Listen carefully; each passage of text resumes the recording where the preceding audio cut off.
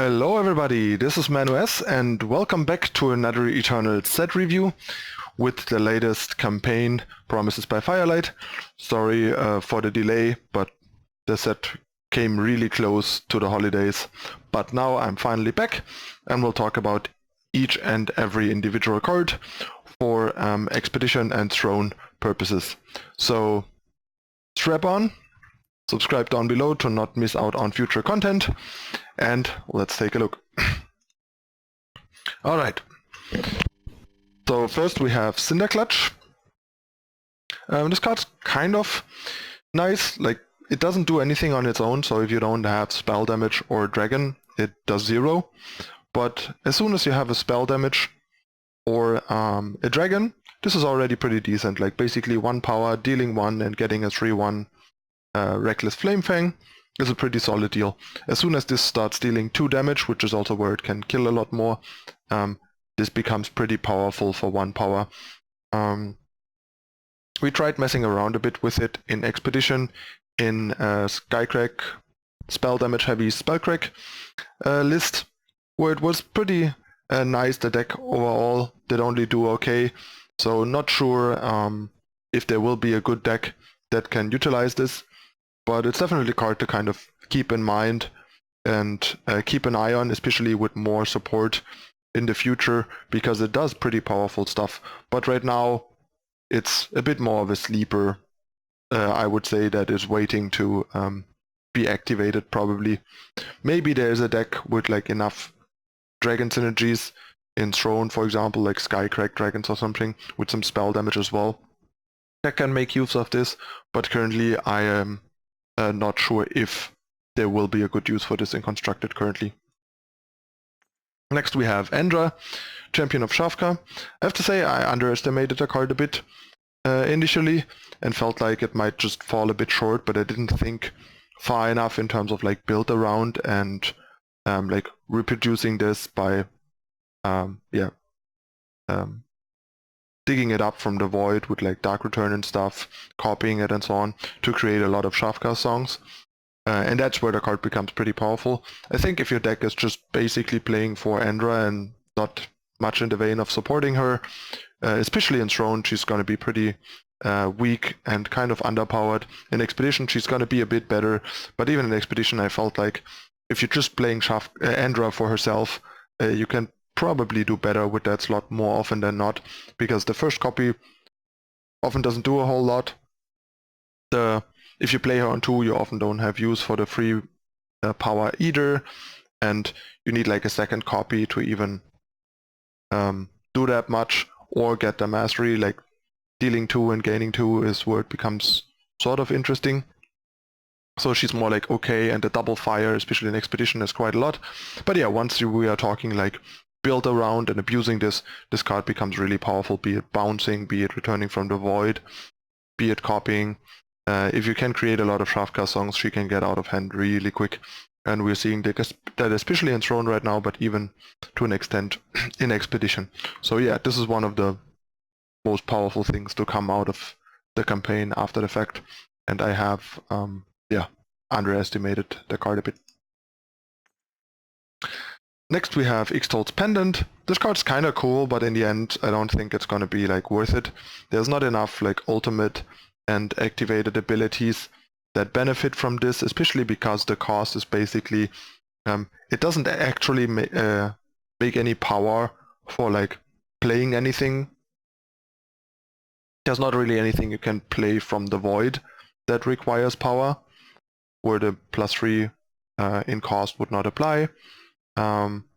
Even in a like deck that plays stuff from its deck, like with Warp, you usually would want Glimpse, and then you play Glimpse, and Glimpse costs 3 more, completely eating up Ixtol's Pendant. It would basically only like do something in a deck that doesn't need Glimpse and just plays actual Warp cards and like Warp Forge, and then you get like 3 power more for the cards that don't cost 0 with Warp Forge, which is fine, I guess. It's just not that impressive, and the big cost is you give up multi-spells because your spells become so expensive that you can only like play 1 spell a turn.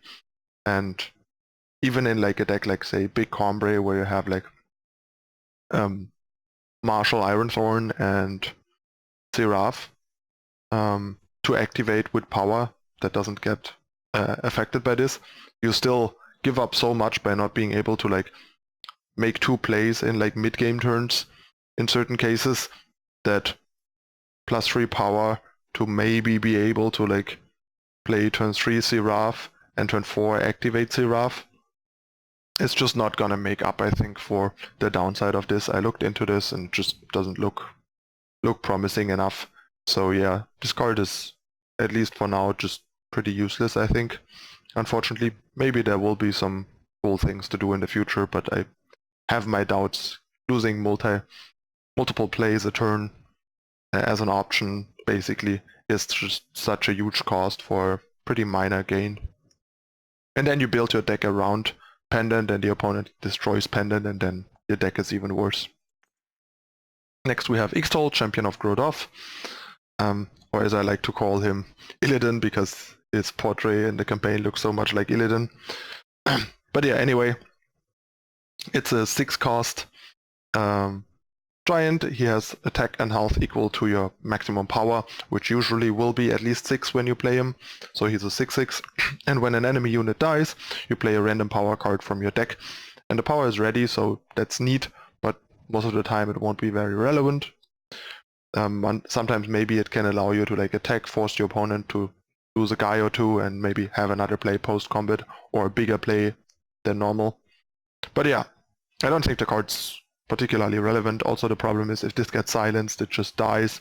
So it just doesn't offer much upside. It's just a random dump fatty, basically. I think the card's pretty bad.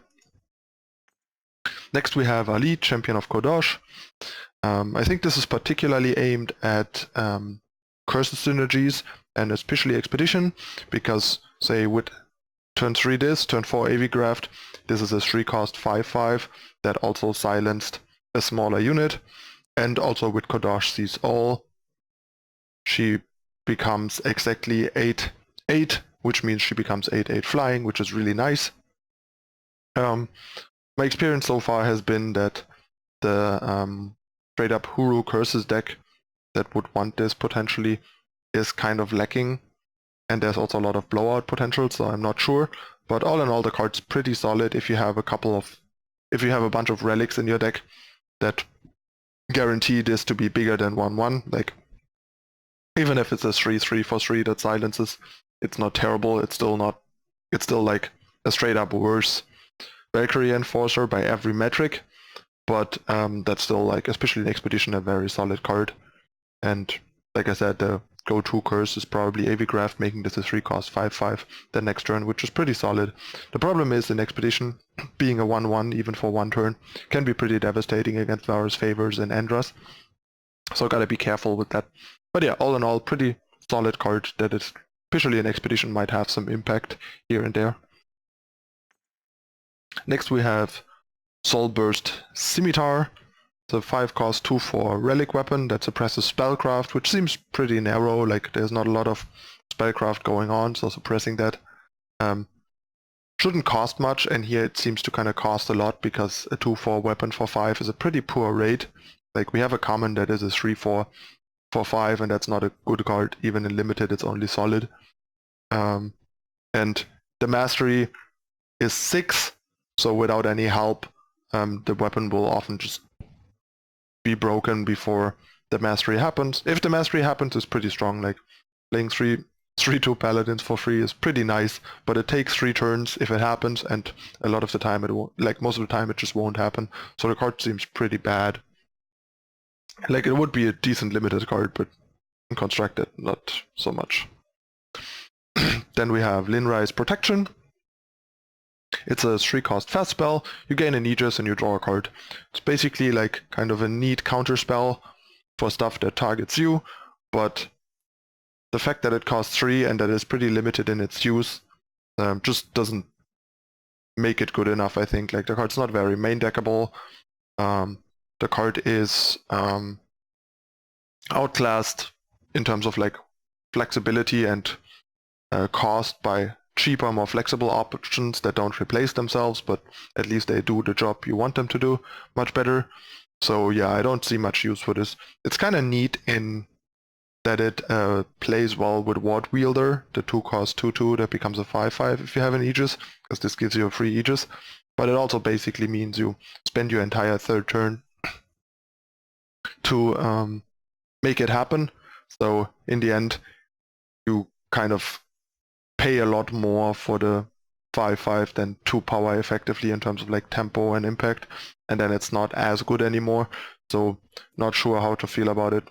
Maybe there's some fringe use here and there, but all in all, I don't think the card matters too much. Then we have Liz, Champion of Lindry. She's a 6-cost 6/6, and at the end of your turn, the player of your choice discards their hand and then draws that many cards. That's actually kind of nice because you usually get at least one trigger, which means you can kind of force the opponent to recycle their hand, which against like late game decks can be pretty powerful because by that point in time they mostly have like a powerful top end in hand, and then just placing that with random cards, maybe even like power and stuff, can be super devastating. And 6-cost 6/6 is not a terrible rate. And also you can use it on yourself, of course, if you have a bunch of blank removal or power in hand because you flooded and stuff like that.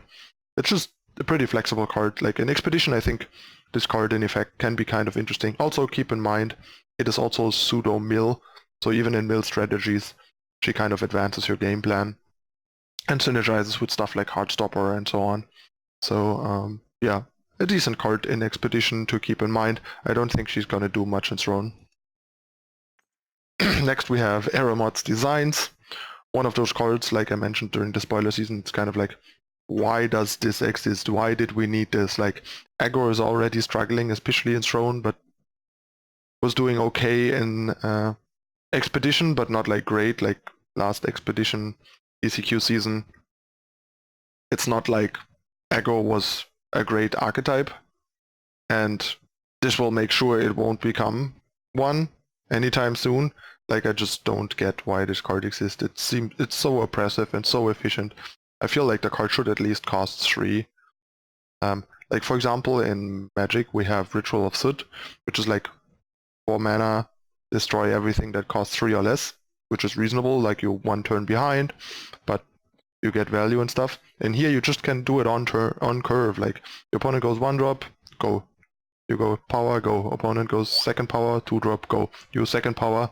Aramod's Designs took 1 attack, and you took like 1 attack from the 1-drop in damage, which is just like absurd. And 2-for-1 your opponent, and also came out ahead 1 power in tempo. That's just insane. Like the card is just not very healthy or fun, I think. But it is what it is, and it's going to be super dominant and format defining in Expedition, I think. And even in Throne, it's going to be very strong and going to make life for aggro even more miserable.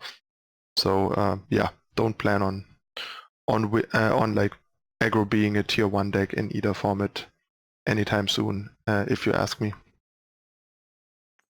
Next we have Kuro, Champion of Macau.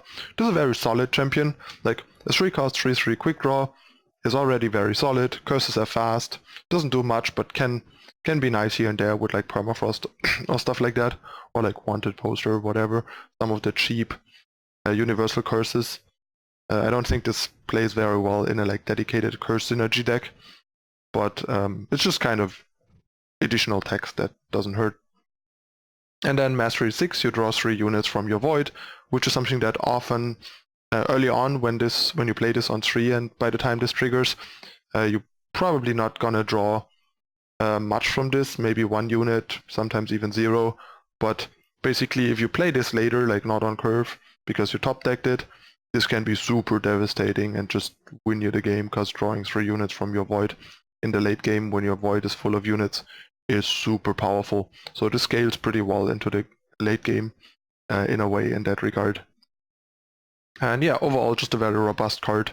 I'm not sure how playable it's gonna be in Throne, but in Expedition this seems like a pretty good unit for sure. Next we have Soul Watcher Toda, 4-cost 2/2. When it's in your hand, deck or void, if it would get attack or health, it gets double the amount instead. And when you summon it, it copies itself, including battle skills. So buffing this is pretty sweet. Ageless Mentor is in Expedition even, so this makes this a 6/6, meaning you get like get 2 6/6s for 4 power and 1 card, which is amazing. The problem in Expedition will be finding enough other ways to make this better than a 4-cost 2/2, because you won't always have Ageless Mentor, and just like 4 ways to make this good, or like really good, won't be enough, because without any support, 2 2/2s for 4 is too weak. But all in all, the power potential of this card is really high, and especially in Throne, maybe there will be like a way with some Warcry stuff and like play a more tempo-y, more proactive Praxis deck with Mentor, other ways to buff this, just kind of, yeah, take over the game on turn 4 by dropping this as a 4/4 or 6/6, which would be pretty powerful. So yeah, I really like the card, it's pretty cool, and power level wise it's pretty nice too. Next we have Zealous Artisan. This card's not that exciting. It's a 5-cost 3/3 Exalted, and on summon you get to play a weapon from your hand on Artisan. In Throne especially, I think this is way too weak. In Expedition it's a bit more interesting with a lower power level, and there's like Valkyrie Wings, so you could, like, I don't know, put a Valkyrie Wings in the market, get it on turn 3 with your Smuggler, and on turn 5 just play Artisan with Wings, cheat on power there, get a 5/7 flying Aegis Exalted, and when the opponent deals with it, you just put it on the next unit that gets Aegis again and the flying and everything. So that's kind of nice, but I think in the end, while this is cool, it's probably not gonna like be good enough and happen enough, because you need enough other ways to make this matter, and it's probably too much work in the end for like what you get, and not reliable enough. But it's kind of a cool and interesting card to exist, I guess, just not that competitively viable. Then we have Spitflame Draconis. This card is pretty strong, just not sure how it will fit in both formats. It's obviously better in Expedition with a lower power level than in Throne. In Expedition, however, Skycrack is kind of in a rough spot, other than like maybe spell damage, Prodigy Sorcery spell decks, where this doesn't fit that well. So I'm not sure if there's actually in the end gonna be a deck that wants this in Expedition, even though I think power level wise it's pretty great in Expedition. And in Throne, I mean, it hoses Sandstorm Titan and stuff, which is nice. I don't know, maybe maybe NF could be interested in this, now that Heart of the Vault costs 7 and it has fewer 6s, but not sure, because you kind of still want to keep Heart of the Vault and then have like Peak on 6 and Heart on 7 instead of both on 6 and nothing on 7. And then I'm not sure if you just want to like jam another 6 in there. But yeah, it's a pretty nice card. It brings a lot to the table for the cost, but we'll see if in reality there's actually a home for it. Then we have Dacus, Ancient Flame. I think in Throne this is not that interesting, like a 4-cost 5/3 flying Overwhelm, just not that exciting. There are some decent synergies in like Sec decks, making this really hard to kill for the opponent, so this might be neat. Not sure if it's actually gonna be like tier 1, tier 2 viable, probably not, but in Expedition this is pretty good. It provides a good additional dragon for Stonescar Dragons to curve Kozin into Dacus, and it also becomes cheaper from the 1-drop Oni, from the Oni Smith. And it also can't block, unlike Hellkite that we had before. And it is multi-faction, which means it doesn't die to one of the best removal in Expedition right now, which is Cast to Shadow. So yeah, all in all in Expedition this is going to be a great addition to Stonescar's already a good toolkit, and kind of rounds it out a bit more. In Throne, maybe there are some cool things that you can do with this, but on average I think there are just too many better options that gonna make it into decks usually. Then we have Haga, Armory Warden. Haga is a 3-cost 08 Minotaur and gets +1 attack for each other Minotaur, and when you play another unit, that unit deals its attack and damage to Haga. Haga also has a mastery that gives your Minotaurs +2/+2 and killer.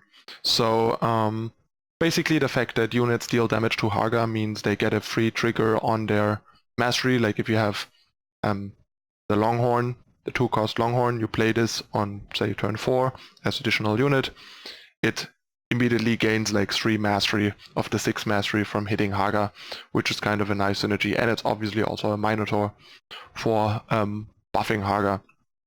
Gotta keep in mind though that that sometimes can limit how much you can attack with Haga or how many units you can play in a turn, because they otherwise might kill Haga. So that's something to not forget about, to not incidentally kill your own Haga, which would be pretty bad. But yeah, if you have enough Minotaurs, like if this is a 3-8 for example, it's really good. As a 2-8 it's okay, I guess. And yeah, the mastery is pretty powerful. Tribal stuff is usually better in Expedition than in Throne because smaller set, lower power level. So there's a bunch of Minotaurs in Expedition, like Plate Maker, the 1-drop that makes Wanted poster, Longhorn and stuff. So there are a couple of solid Minotaurs. The deck might just be a bit too mid-rangey in a bad sense, that it's not really good at anything. But certainly worth trying. Like, this mastery is just super powerful, super brutal, if it goes off on a bunch of Minotaurs. And yeah, in Throne it'll probably be too outclassed by just like the powerful good stuff things that are going on. But all in all, it's a pretty cool card that has a pretty high ceiling and some interesting things going on. Next we have Storm Tamer's Mount. Yeah, basically just a 2-cost 1/1 flying ambush that can block for free the turn you ambush with it, and then it has mastery 5 to give you flying units Aegis. The problem is, I think the mastery takes pretty long, and the body is so small that it's not really worth the investment of a card. So this is probably falling a bit short. Also, in Illidan, how many like flyers do we expect to have to like benefit from this? And yeah, like I said, mastery 5 on a 1 attack unit is pretty small. It's pretty yeah, like slow. Like, it takes a long time to activate. So in the end, I don't think this is gonna see much play even in Expedition. Then we have Sunset Stone. This card is just super powerful. This is really, really strong.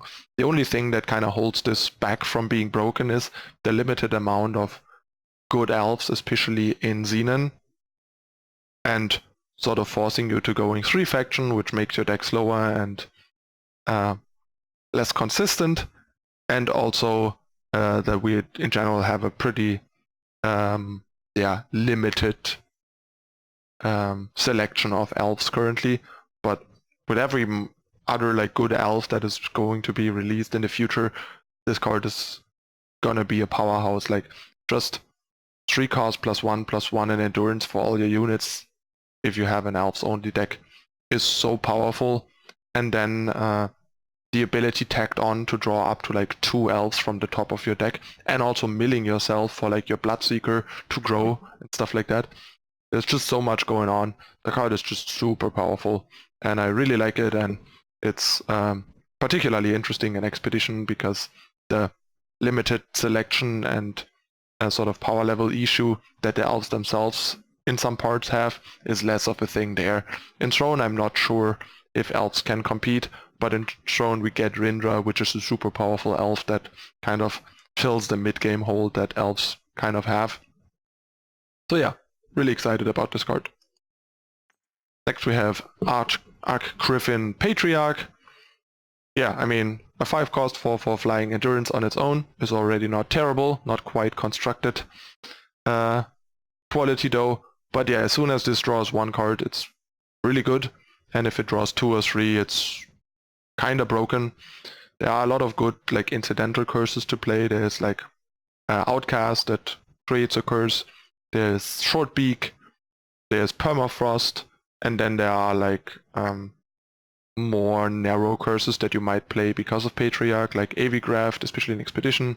Kadosh sees all. And that sort of stuff. Wanted poster, Inflict Conscience, yada yada.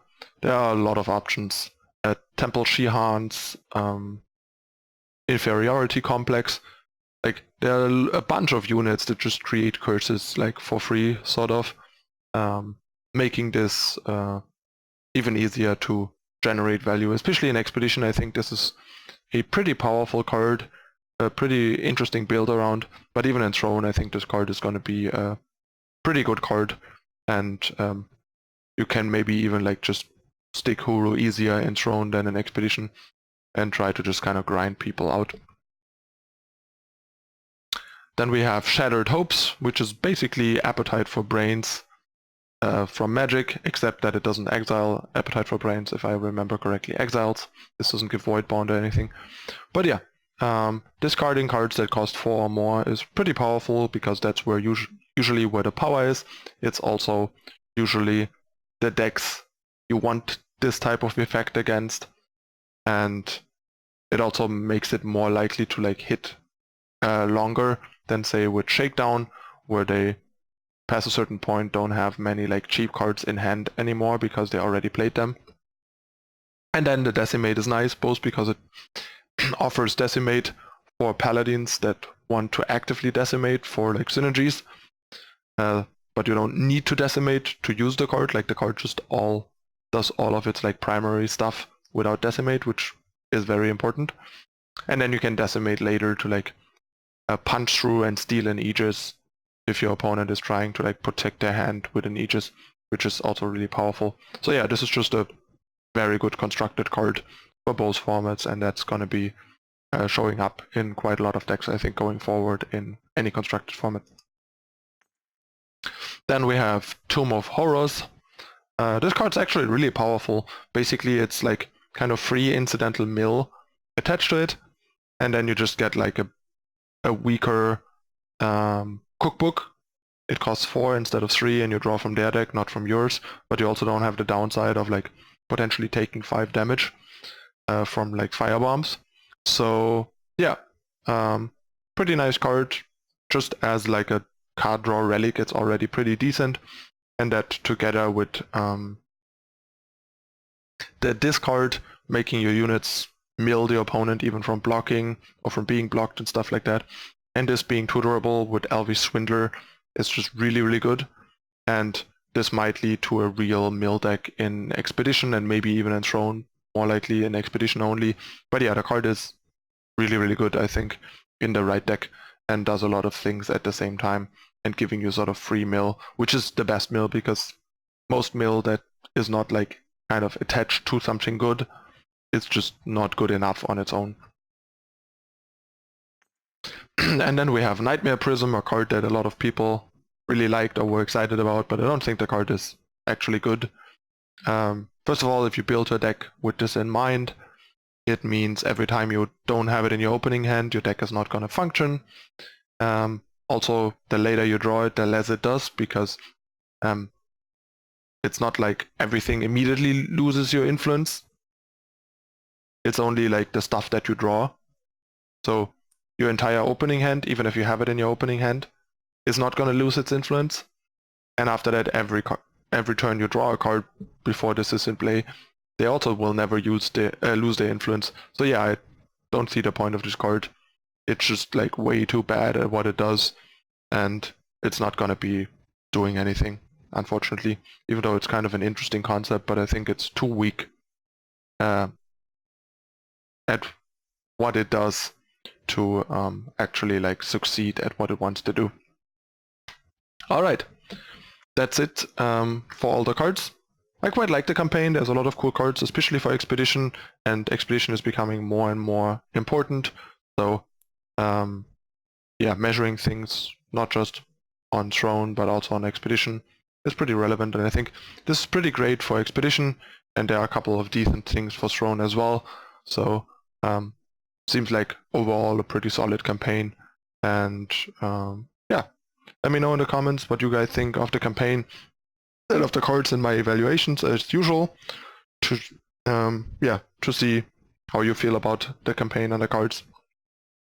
And otherwise, you can just, as usual, catch me live streaming with the new cards over on Twitch at my channel ManuS CCG. All the infos and links can be found in the description. I usually stream Monday to Friday. And yeah, that's it again for this time. I'm your host ManuS. I thank you for watching. Bye.